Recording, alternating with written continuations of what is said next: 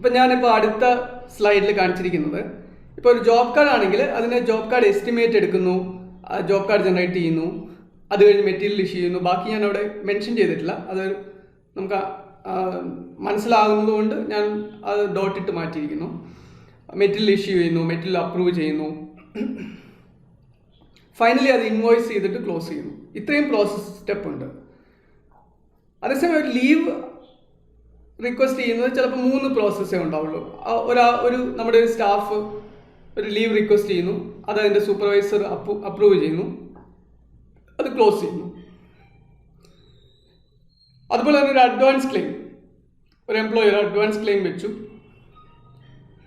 ആ ക്ലെയിം ഒന്നുകിൽ ഫൈനാൻസിൽ അപ്രൂവ് ചെയ്യുന്നു, നെക്സ്റ്റ് അത് ഡിസ്ബോഴ്സ് ചെയ്യുന്നു, ക്ലോസ് ചെയ്യുന്നു. So this is when I M saying this, ഇത് ഞാനിപ്പോൾ നിങ്ങൾക്ക് കാണിച്ചിരിക്കുന്ന ഡിപ്പാർട്ട്മെൻറ്റോ സ്ട്രീമോ ആക്ടിവിറ്റിയോ മാത്രമല്ല, നമ്മുടെ ബിസിനസ്സിൽ എന്തൊക്കെ നമുക്കൊരു പ്രോസസ്സിൽ കൊണ്ടുവരണോ അത് നമുക്ക് നമ്മളുടെ ആപ്ലിക്കേഷനിൽ കസ്റ്റമൈസ് ചെയ്ത് കൊണ്ടുവരാം. അത് നിങ്ങൾ നമ്മളുടെ ഹൗ ടു യൂസ് എന്നുള്ളതിനകത്ത് ക്യൂ ജനറേഷൻ്റെ ക്യൂ കോൺഫിഗറേഷനകത്ത് ഞാനത് പറയുന്നുണ്ട്.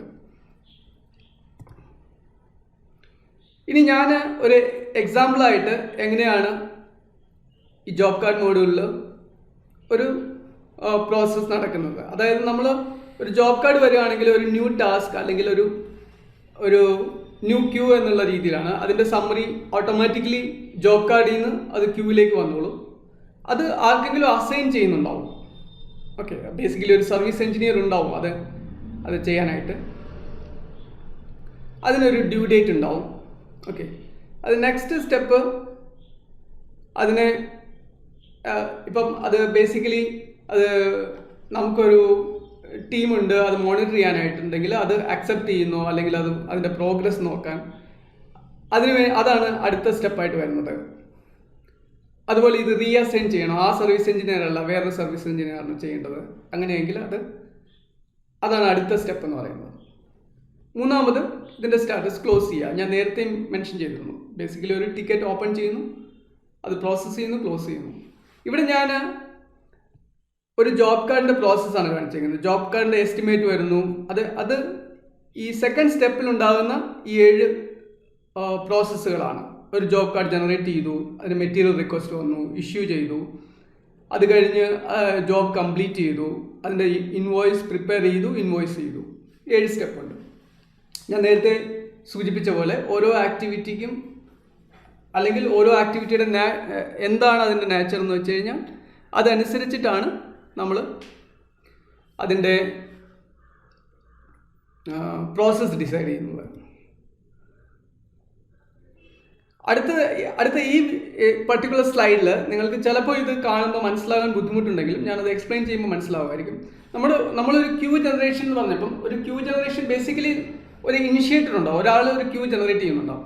അത് നമുക്ക് 2 ലെവലിലാണുള്ളത്. ഒന്നുകിൽ ആ ഒരു ഇനിഷ്യേറ്റർ എന്ന് പറയുന്നത് എക്സ്റ്റേണൽ ആയിരിക്കും. എക്സ്റ്റേണൽ എന്ന് ഉദ്ദേശിക്കുന്നത് അത് പുറമേ ഉള്ള ഒരു കസ്റ്റമർ ആയിരിക്കും, നമ്മുടെ ഓഫീസിന് പുറമേ ഉള്ള ഒരു കസ്റ്റമർ ആയിരിക്കും. നമുക്ക് 2 തരത്തിലുള്ള കസ്റ്റമറാണ് നമ്മൾ ഈ ക്യൂ ഫോർമാറ്റിൽ വർക്ക് ചെയ്യുമ്പോൾ ഉണ്ടാകുന്നത്. ഒന്ന് നമ്മുടെ ഇന്റേണൽ കസ്റ്റമേഴ്സ്, 2 നമ്മുടെ external customers. External customers are those who are actually our customer. Internal customers are those who are actually working with us. Or നമ്മുടെ colleagues ആകാം, നമ്മുടെ seniors ആകാം. അവർക്കും ക്യൂ ഇനിഷ്യേറ്റ് ചെയ്യാം. ഇത് ബേസിക്കലി ഇതൊരു ഓട്ടോമേഷൻ ടൂൾ ആയിട്ടാണ് വർക്ക് ചെയ്യുന്നത്, internally as well as externally. Assignee എന്ന് പറയുന്നത് ഒരു ക്യൂ ഇനിഷ്യേറ്റ് ചെയ്ത് കഴിഞ്ഞാൽ അത് ആ പർട്ടിക്കുലർ ക്യൂ ആർക്കെങ്കിലും അസൈൻ ചെയ്തിട്ടുണ്ടാവും, അദ്ദേഹമാണ് അതിൻ്റെ ഓണർ എന്ന് പറയുന്നത്. സൂപ്പർവൈസർ എന്ന് പറയുന്നത് ഒരു ക്യൂ ആർക്കാണോ അസൈൻ ചെയ്യുന്നത് ആ പർട്ടിക്കുലർ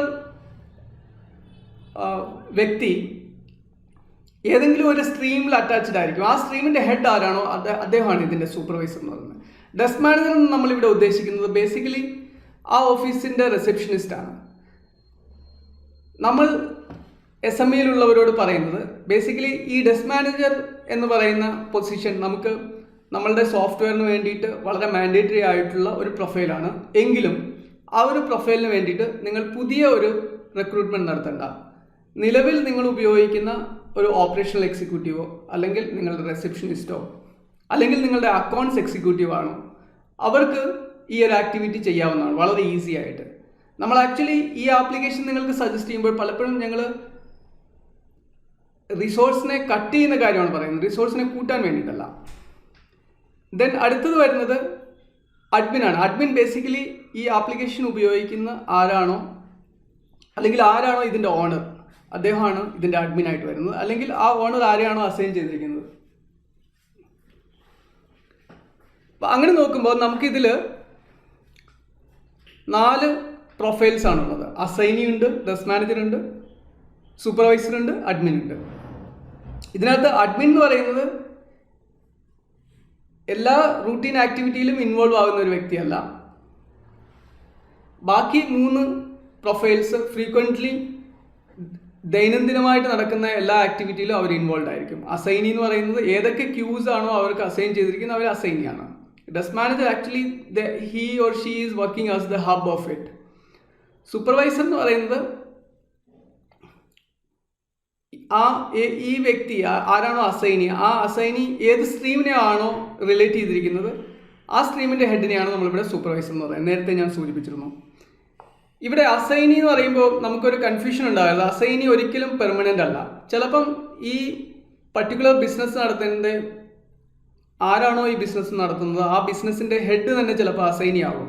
ഉദാഹരണം പറഞ്ഞു കഴിഞ്ഞാൽ നമ്മളുടെ സ്റ്റാഫ് ചിലപ്പോൾ ഒരു ലീവ് ആവശ്യപ്പെടുന്നുണ്ടാവും. അപ്പോൾ ആ ലീവ് ഇനിഷ്യേറ്റ് ചെയ്യുന്നത് നമ്മളുടെ സ്റ്റാഫാണ്. അപ്പോൾ അദ്ദേഹം ഇനിഷ്യേറ്റഡ് ആവുകയും ചെയ്യും. അസൈൻ ചെയ്യുന്നത് ചിലപ്പം നമ്മളുടെ ബിസിനസ് ഹെഡിനെ ആയിരിക്കും. അപ്പോൾ അദ്ദേഹം അസൈനി ആവുകയും ചെയ്യും. So assignee and initiators are not constant. അത് as per the need and requirement അത് മാറിക്കൊണ്ടിരിക്കും. അടുത്തത് ഞാൻ ആ കൺസെപ്റ്റ് ഡിക്ലെയർ ചെയ്ത് കഴിഞ്ഞതുകൊണ്ട് ഞാൻ 3 കാര്യങ്ങളിൽ അവസാനം പറഞ്ഞത് ദ പർപ്പസ് ആണ്. എന്താണ് ഇതിൻ്റെ പർപ്പസ്? നിങ്ങൾക്ക് ഏത് സോഫ്റ്റ്വെയർ ഉപയോഗിച്ച് വേണമെങ്കിലും നിങ്ങളുടെ ബിസിനസ് ഓട്ടോമേറ്റ് ചെയ്യാം. പക്ഷേ എന്തുകൊണ്ട് റിപ്പോസോഫ്റ്റ് എന്ന് ചോദിച്ചാൽ, റിപ്പോസോഫ്റ്റ് നിങ്ങൾക്ക് ഒരു ഓഫീസ് ഓട്ടോമേഷൻ ബൈ ഡിഫോൾട്ടായിട്ട് തരികയാണ്. നിങ്ങൾ ക്രിയേറ്റ് ചെയ്യണം. നിങ്ങളുടെ ഓഫീസ് ഓട്ടോമേറ്റ് ചെയ്യാൻ വേണ്ടിയിട്ട് നിങ്ങൾ തന്നെ ഒരു പ്രോസസ്സ് ഉണ്ടാക്കേണ്ട. നിങ്ങൾ പ്രോസസ് സ്റ്റെപ്പ് മാത്രം ഉണ്ടാക്കിയാൽ മതി. ആ പ്രോസസ്സ് എങ്ങനെ ഓപ്പറേറ്റ് ചെയ്യണം എന്നുള്ളത് നമ്മളുടെ ആപ്ലിക്കേഷൻ തന്നെ ടേക്ക് കെയർ ചെയ്യുന്നുണ്ട്. അപ്പോൾ ഇതിൻ്റെ പർപ്പസ് ആക്ച്വലി നമുക്കൊരു സെൻട്രലൈസ്ഡ് മാനേജ്മെൻറ്റ് ഉണ്ടാക്കുക എന്നുള്ളതാണ്. അതല്ലാതെ എഫിഷ്യൻ്റ് ആയിട്ട് നമുക്കൊരു വർക്ക് ഫ്ലോ ഉണ്ടാകുന്നുണ്ട് ഇതിനകത്ത്. അതുപോലെ ബിസിനസ് ചെയ്യുന്നത് നമ്മൾ ഒരിക്കലും അതേ ബിസിനസ് വോള്യൂം തന്നെ ചെയ്തുകൊണ്ടിരിക്കാനല്ല. We need to grow. ഇപ്പോൾ സ്കെയിലിംഗ് അപ്പിന് വേണ്ടിയിട്ട് നമ്മൾ വളരുന്നുണ്ടോ അല്ലെങ്കിൽ എങ്ങനെ വളരാം എന്നുള്ളത് പ്ലാൻ ചെയ്യാനും നമുക്ക് ഈ ക്യൂ ഉപയോഗിക്കാം. അതെങ്ങനെ ചോദിച്ചു കഴിഞ്ഞാൽ you can have futuristic Q. അതായത് നമുക്ക് ചെയ്യാനുള്ള ഒരു ആക്ടിവിറ്റി നമുക്ക് ക്യൂ ആയിട്ട് ജനറേറ്റ് ചെയ്തിട്ടിട്ട് അത് ട്രാക്ക് ചെയ്യാം. Another accountability and ownership. ഈ ഒരു ആപ്ലിക്കേഷൻ ഉപയോഗിക്കുന്നതുകൊണ്ട് നിങ്ങൾ പ്രധാനമായിട്ട് കിട്ടുന്ന ഒരു അഡ്വാൻറ്റേജ് ആണ്. കാരണം പലപ്പോഴും നിങ്ങൾ ഒരു ഓണർ ഒരു 10 പേര് അല്ലെങ്കിൽ ഒരു 20 പേര് വർക്ക് ചെയ്യുന്ന ഒരു സ്ഥാപനത്തിൽ പലപ്പോഴും നമ്മൾ ഇമോഷണൽ ഫാക്ടർ അവിടെയുണ്ട്. അപ്പോൾ അത് കാരണം പലപ്പോഴും നമ്മൾ ചില കാര്യങ്ങൾ പറയുന്നു, അവർ ചെയ്യുന്നോ ഇല്ലയോ എന്ന് അറിയുന്നില്ല. We can track every day. പക്ഷേ ഈ ആപ്ലിക്കേഷൻ്റെ ഒരു പ്രയോജനം എന്താ വെച്ചാൽ നിങ്ങൾ ഒരാളെ അസൈൻ ചെയ്ത് കഴിഞ്ഞാൽ നിങ്ങൾക്കത് ട്രാക്ക് ചെയ്യാൻ പറ്റും. അതുപോലെ തന്നെ അവർക്ക് റിവേർട്ട് ചെയ്യാൻ പറ്റും ആപ്ലിക്കേഷനിൽ കൂടെ തന്നെ എന്തുകൊണ്ട് ചെയ്യുന്നില്ല, എന്താണ് പ്രോഗ്രസ് അപ്ഡേറ്റ് ചെയ്യാനായിട്ട്. Quantification is also very important. കാരണം എന്താ വെച്ചാൽ നമ്മൾ ഈ ആപ്ലിക്കേഷനിൽ കൂടി നമുക്കറിയാൻ പറ്റുകയാണ് എത്ര ആക്ടിവിറ്റീസ് നമ്മൾ ചെയ്തു ഒരു മാസം. അത് നമ്മളുടെ ബിസിനസ് റിലേറ്റഡ് ആയിക്കോട്ടെ അല്ലാതെ ആയിക്കോട്ടെ അതിനൊരു ക്വാണ്ടിഫിക്കേഷൻ വരുന്നുണ്ട്.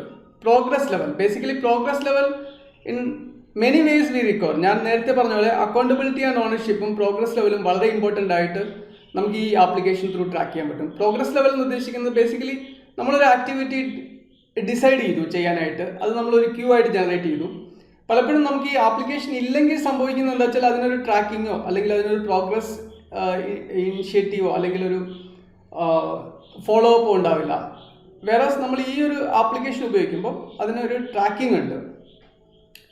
റെഡ്യൂസ്ഡ് റിസ്ക് എന്ന് പറയാൻ കാരണം ഇതിനകത്ത് അൺസർട്ടനിറ്റി കുറവാണ്. നിങ്ങൾ പലപ്പോഴും വേറൊരു ആപ്ലിക്കേഷനാണ് ഉപയോഗിക്കുന്നത്, അത് ആക്ച്വലി നിങ്ങളുടെ അക്കൗണ്ടിങ് പർപ്പസ് സോൾവ് ചെയ്യുന്നു, അല്ലെങ്കിൽ ജോബ് കാർഡ് ഓപ്പറേഷൻ സോൾവ് ചെയ്യുന്നു.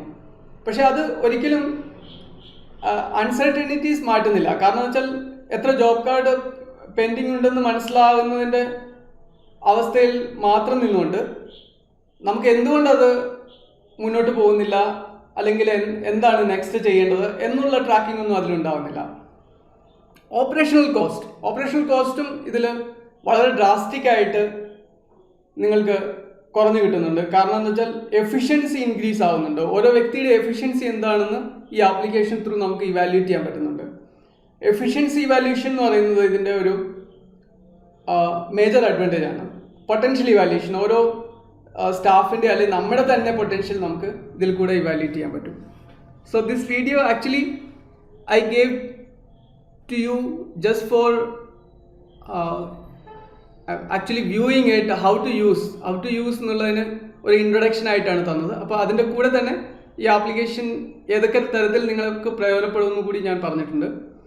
അപ്പം ഹൗ ടു യൂസ് എന്നുള്ള ഭാഗം എടുത്തിട്ട് നിങ്ങൾ അതിൽ ഏതൊക്കെയാണ് നിങ്ങൾക്ക് കാണേണ്ടത് അത് നിങ്ങൾ യൂട്യൂബിൽ സെർച്ച് ചെയ്യുകയോ അല്ലെങ്കിൽ ആ ലിങ്ക് നിങ്ങളുടെ തന്നെ ഫേവറേറ്റ് ലിങ്കായിട്ട് സേവ് ചെയ്ത് വെക്കുകയോ ചെയ്യാം. Thank you very much. എന്തെങ്കിലും എൻക്വയറീസ് ഉണ്ടെങ്കിൽ നിങ്ങൾക്ക് ഈ ഇമെയിലിൽ മെയിൽ ചെയ്യാവുന്നതാണ്. Thank you.